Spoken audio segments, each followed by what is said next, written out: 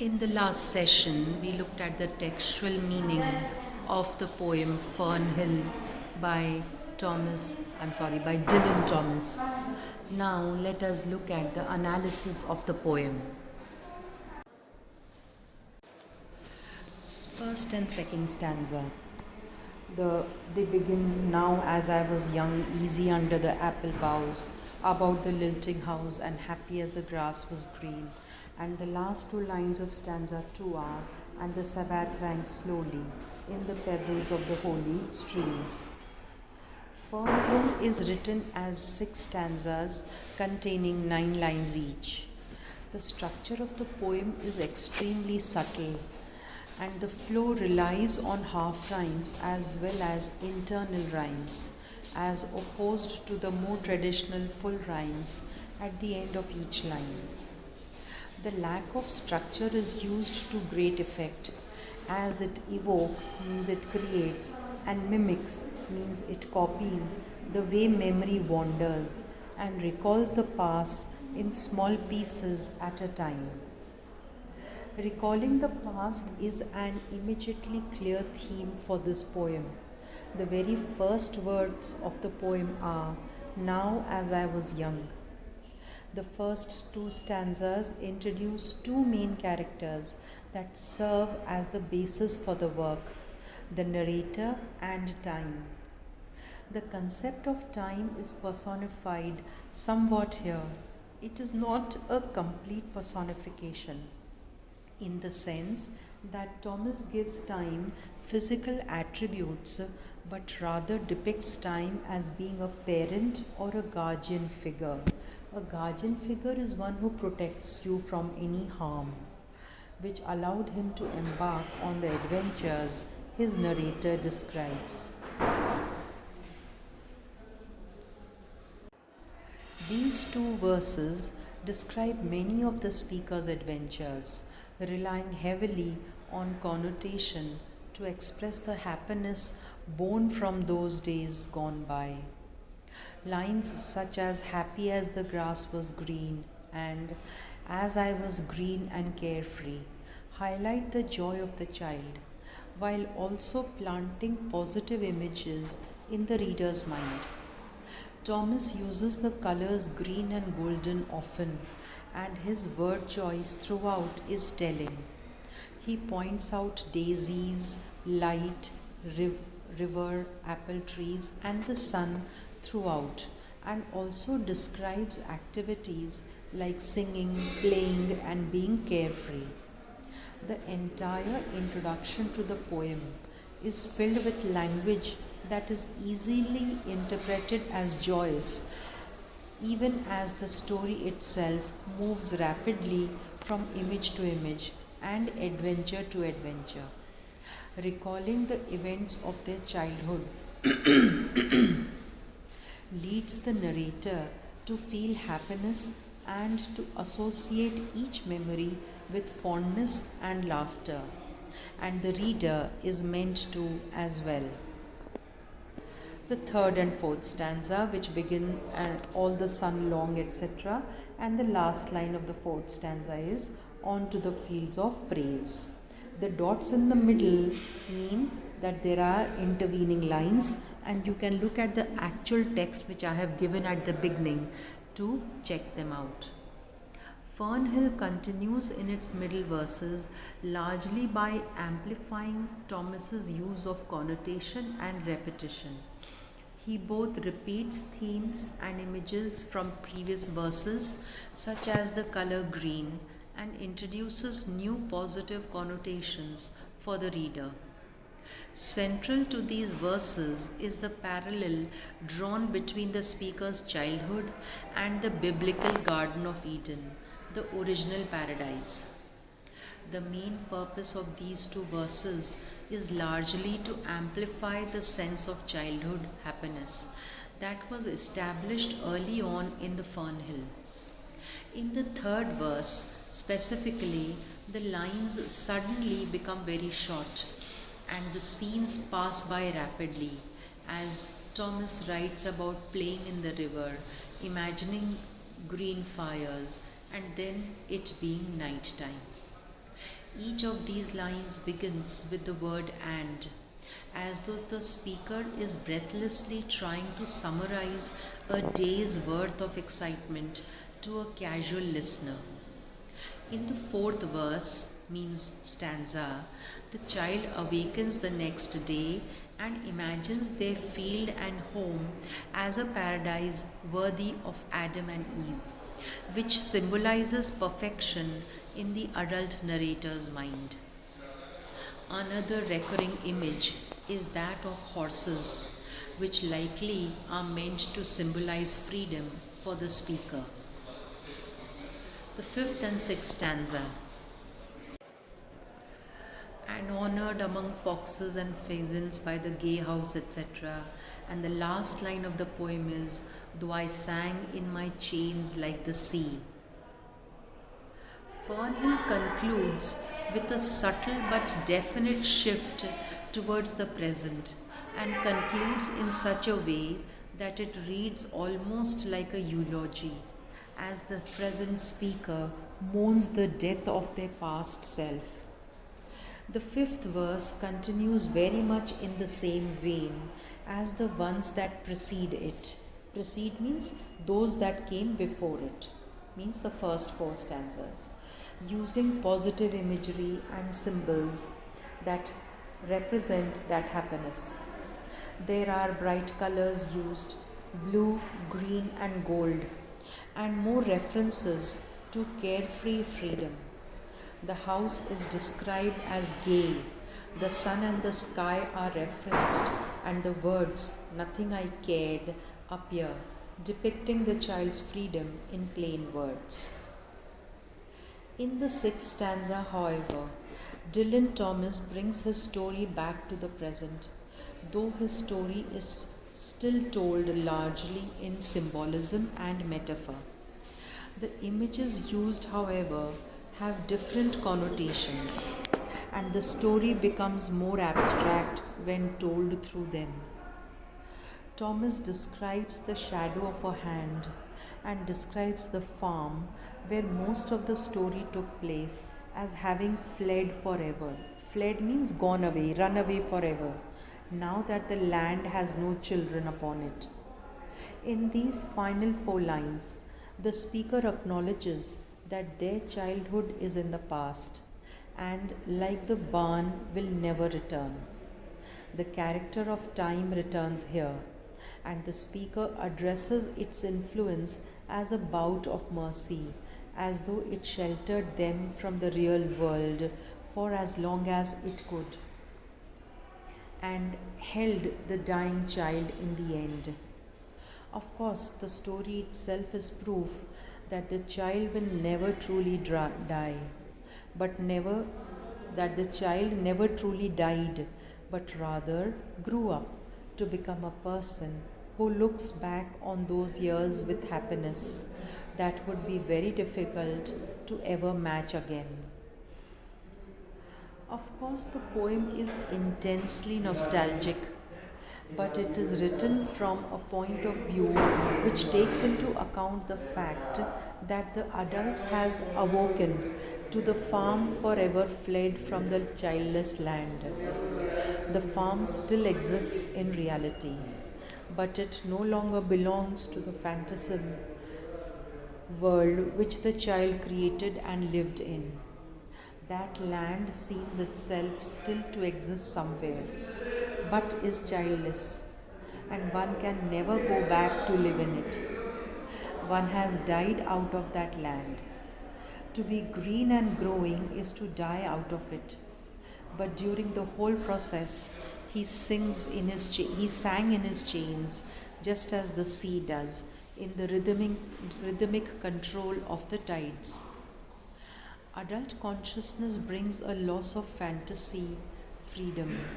Undeniably, the poem is written from a schizoid feeling about reality. Schizoid means madness, a type of when you are living in a dream, when you don't want to face reality. The self can relate with immediacy to an object, which is the object of its own imagination or memory. When the self abandons itself to the real, it will lose its sense of freedom. This applies to both perception and action. The child is self enclosed in his Eden, and the poem encounters the paradoxes of omnipotence and potence and impotence. Omnipotence means present everywhere, most powerful. This word is used for God. Okay, and impotence means helplessness. And this word is used for man. Man is helpless, man is impotent, powerless in other words, and God is the supreme power. Freedom and slavery, see, these are paradoxes or opposites. The word chains symbolizes slavery, being anyone in fantasy and nothing in reality. यानी कि सब कुछ ख्याल में है, वास्तविकता में कुछ भी नहीं है. The air in that childhood world is different from the air of Thomas's poems of strangling and constriction. Constriction यानी कि जब दम घुटता है. It is the air of freedom, and everything is made of it, like castles in the air. Castles in the air यानी कि ख्याली पुलाव जिसको हम कहते हैं. It is the other air of morning songs, of chimney tunes, of the child's horns and the bark of foxes. Even the image of time taking him by the hand is not here bitter or negative. It is as though time is a merciful mother. Time is a concept that appears a great deal in poetry, as it is a concept that does not translate well into most forms of art, means other forms of art. Trying to capture the essence and feeling of time is a very difficult thing to do, because each individual person looks on concepts like nostalgia very differently. For Dylan Thomas, the passage of time was an idea worth exploring and putting to page, means putting into words, in the form of his poem called Fern Hill.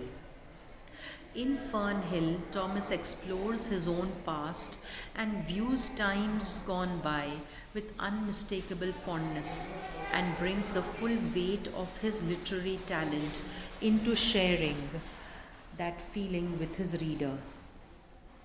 More importantly, he invites his reader to look back on their own life and to consider their past, present and future with a warmth if critical gaze. This poem is one of his better known works, and for good reason too. His abilities and talents are unmistakable throughout the entirety of the piece. The themes of the poem: nature and its meaning. The childhood described in Fern Hill is spent among trees, streams, hayfields, and animals, and the child who lives among these beautiful rural surroundings feels safe and confident. To some degrees, this scene is a typical idealization of nature, suggesting that children would be happy and well adjusted if left alone by adults and society. The idea of the noble savage, the pure childlike person who is noble because untainted by civilization, has endured in literature for centuries, dating back at least to Afra Behen's 1688 novel Urunuko, and most widely popularized in the writings of 18th century philosopher Jean-Jacques Rousseau. Like the noble savage, the child of Fern Hill is at home in a natural state without the intrusion of society. Noble यानी कि सभ्य, savage यानी कि जंगली. सो ये एक विरोधाभास है, दो विपरीत आइडियाज़ साथ में आए हैं. लेकिन ये टर्म नोबल सैवेज एक बच्चे के लिए यूज़ हो सकती है, क्योंकि एक बच्चा फ्रीडम के साथ अपना वक्त गुजारता है. Freedom from home, freedom from the intrusion of society. जब तक सोसाइटी बच्चे को परेशान नहीं करती, इंटरफियर नहीं करती, तब तक बच्चा खुश है, वेल बिहेव्ड है, अपनी लाइफ मज़े से गुजार रहा है। In Fernhill, however, it is not nature that makes the boy's life so blessed, but the boy who glorifies nature.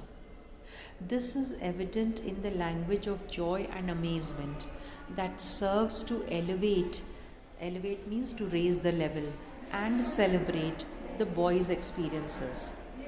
He uses personification to give human motives and behaviors to objects, animals, and abstract concepts. आप personification का meaning शायद याद होगा आपको, जब एक बेजान चीज़ को हम एक ह्यूमन पर्सनालिटी दे देते हैं। Wagons, foxes and pheasants honor the narrator. Pheasants are types of birds. The farm is described as having a rooster on his shoulder. Rooster means cock, murga जिसको हम कहते हैं. And most important, time, let me hail and climb, golden in the heydays of his eyes. Time को भी personify किया गया है. The child also uses hyperbole to exaggerate overstatement, to make nature more impressive, as when he says that the haystacks are as high as the house, the dewy farm is all shining, or the stream is holy. आपको बता दूं, याद दिला दूं कि जिस भी शब्द का अर्थ आपको कठिन लगता हो, या अगर कोई वर्ड आपको समझ में नहीं आ रहा है, तो आपको डिक्शनरी खोलकर उसके मीनिंग्स खुद लेने पड़ेंगे ताकि आपकी आदत भी बने। Furthermore, life in nature seemed so blissful that the narrator compares it to the biblical paradise of the book of Genesis. Book of Genesis Bible के ओल्ड टेस्टामेंट की पहली बुक है, जिसमें creation of the world and the universe के बारे में बताया गया है। The garden of Eden through references to Adam and Eve, Adam and maiden and creation, the birth of the simple light in the first spinning place. These words are taken from the text.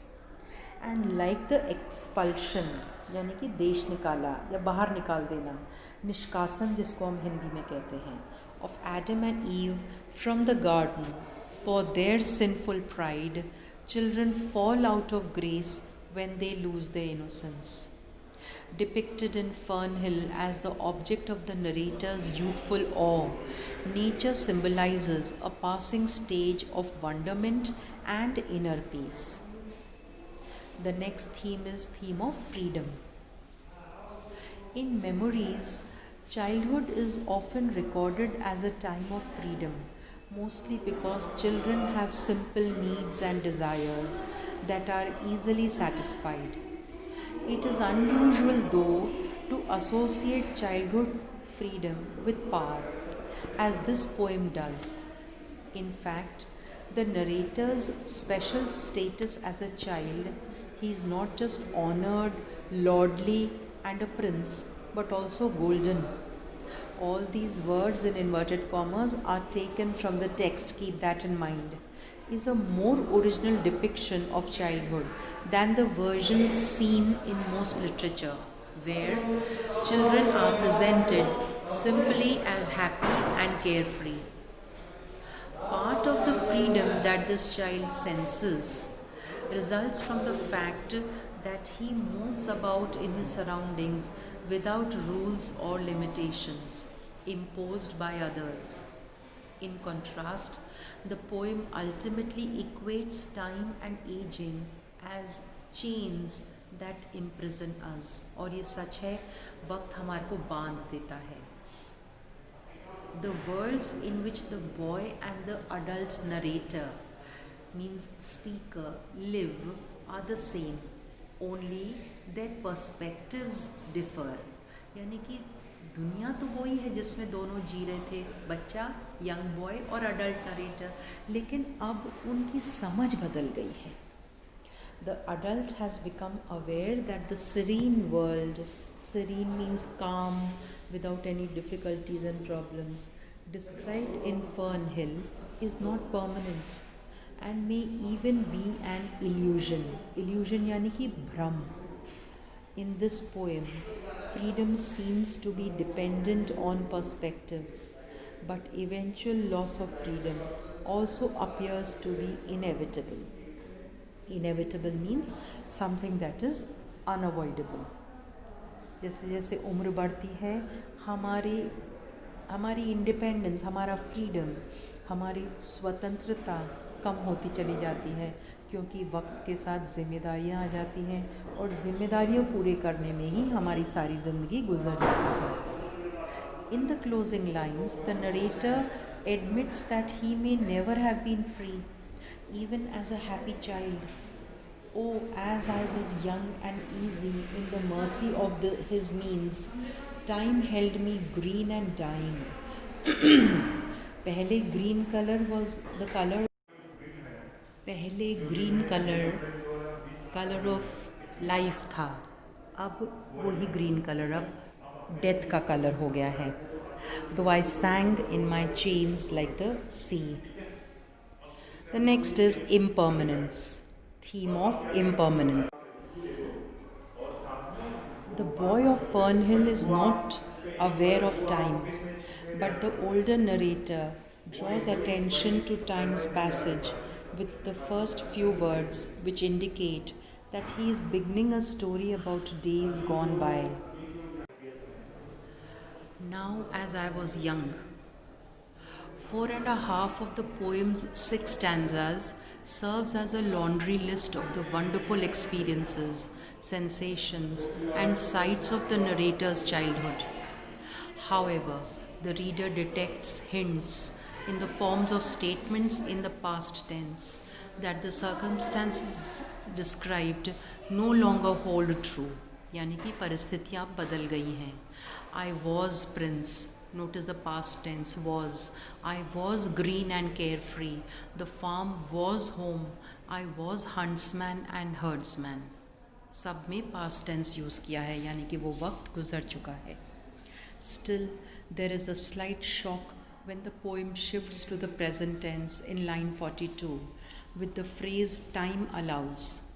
The surprise is lessened because that crucial phrase is buried in the middle of a tangled sentence that twists and turns with prepositional phrases, delaying the reader's recognition of meaning until the last possible moment. What is revealed here changes everything, and the line reads, "Time allows so few and such morning songs before the children green and golden follow him out of grace." The days of childhood, each beginning with a blissful morning, are destined to be few, यानी कि बचपन जल्दी ही ख़त्म हो जाता है. The farm, so real and tangible in Fern Hill, is forever fled. Tangible मतलब हम जिसको छू सकते हैं, पर अब वो हमेशा के लिए जा चुका है. Imagery. The poem employs a great deal of metaphorical, even surreal imagery. The metaphor section of this guide focuses on the figurative role of the poem's images and how they blend different senses together. For this section, we will focus on how imagery helps conjure the environment of Fern Hill itself.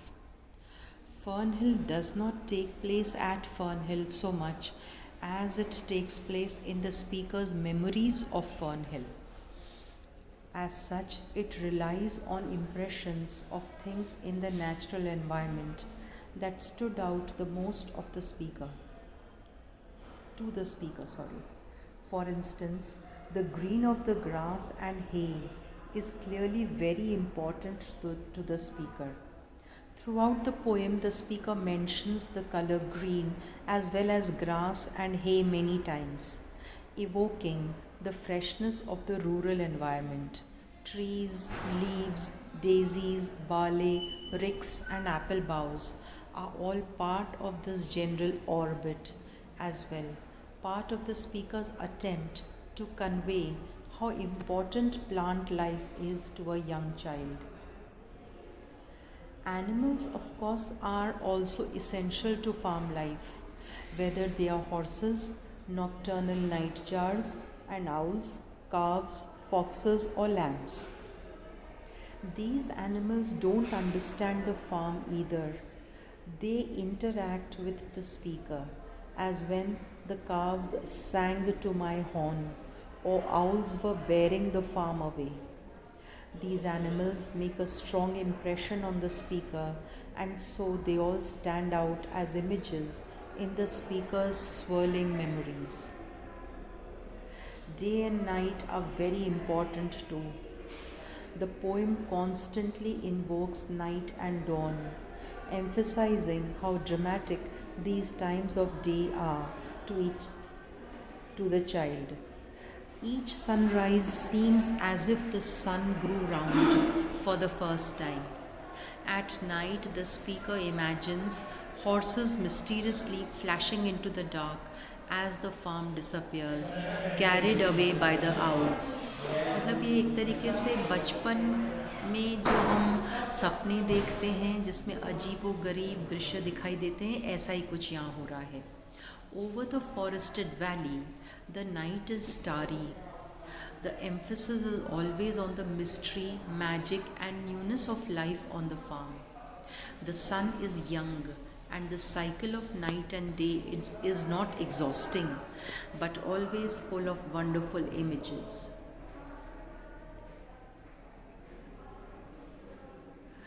Where imagery appears in the poem. Lines 1 to 2. Young and easy under the apple boughs, about the lilting house and happy as the green grass was green. Line 3, the night above the dingle starry. Line 7, etc. So you can please look at these lines. Line दे रखी है और फिर उनके words दे रखे हैं. Text, that is. ये list है, आप इसको देखेंगे. Let us come now to the Fern Hill speaker.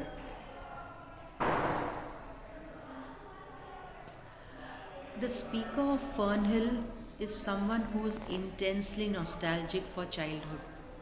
Although the poem takes its title from a real place, an aunt's farm that Thomas often visited as a child, the poem itself is much broader than that. It could apply to anyone who had a childhood full of joyful experiences outdoors, and to anyone who wishes that childhood could have been longer. In other words, the speaker could be anyone. Most of the images in the poem are pretty general: grass, trees, fields, etc., so that nothing is too specific to a single childhood. That is, Thomas purposefully gets rid of singularly autobiographical details. Fern Hill setting. Fern Hill takes its title from an aunt's farm that Thomas often visited as a child. It might be said that the poem takes place on this farm or on a farm, though it is more accurate to say the poem takes place in the speaker's memory of a farm. In this memory, the farm is devoid, means without any details that link it to a specific person's life. Rather, the speaker describes the farm in the most general terms possible. The speaker uses rich, metaphorical, even surreal language.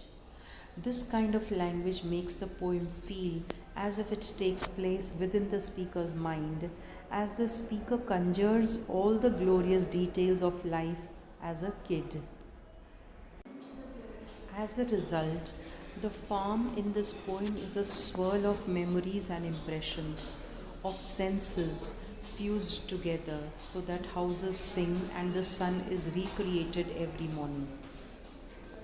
Style. Like all of Thomas's poetry, Fern Hill is complex in its structure. The poem has six stanzas, each with 9 lines. Ordinary meter is frequently less important to Thomas than the syllabic line. This can be seen in FERN, which has a unique pattern of development. The first, second, sixth, and seventh lines of each stanza are 14 syllables long, while the third, fifth, and ninth lines are 9 syllables. Each fourth line has 6 syllables. The rhyme scheme as well is non-traditional. Instead of concentrating on end rhyme, Thomas uses internal rhyme throughout the poem. Alliteration, words that begin with similar sounds, also occurs throughout the poem. For example, line 2 uses green and grass, and line 28 describes wanderer white. यहाँ पर G sound and W sound repeat हो रही है. Assonance, meaning using similar vowel patterns, is also part of Thomas's poetic style. Daisies and barley from line 8 illustrate this. In addition, many lines are filled with types of half rhyme. Sun and young in line 12, spinning and winning in lines 34 and 35. These recurring sounds create a melodic quality which reinforces the mood and atmosphere of FERN. Like the house Thomas describes, the poem itself is lilting and gay. The historical and literary context. Dylan Thomas was part of the second generation of modernist poets. Modernism was a movement across many forms of art and thought that included poets such as T.S. Eliot, H.D. Minaloy, Marion Moore, Ezra Pound, Wallace Stevens, and William Carlos Williams. Though these poets represent an incredible diversity of approaches to writing, they all emphasized finding new forms of expression. They wrote daring and expansive poems that tried to reinvent how people saw the world and what language could do. Dylan Thomas was only 8 years old when T.S. Eliot published his masterpiece, The Waste Land. However, Thomas was something of a prodigy and published many of his most famous poems when he was just a teenager. Thomas's poems, like other modernists, strive to create their own distinctive style. Through intense idiosyncratic language, these poems weave their own vision of life, the imagination, and the world. However, in terms of content and vision, Thomas is most often compared to romantic poets starting from William Wordsworth to Percy Bysshe Shelley up through Gerard Manley Hopkins. The historical context. According to the poet's window, Caitlin Thomas, poet's widow. FERN was written in Majoda, New Quay, Wales in 1944, even though it did not appear in print until Thomas's 1946 book, Deaths and Entrances. The 2 years difference is significant.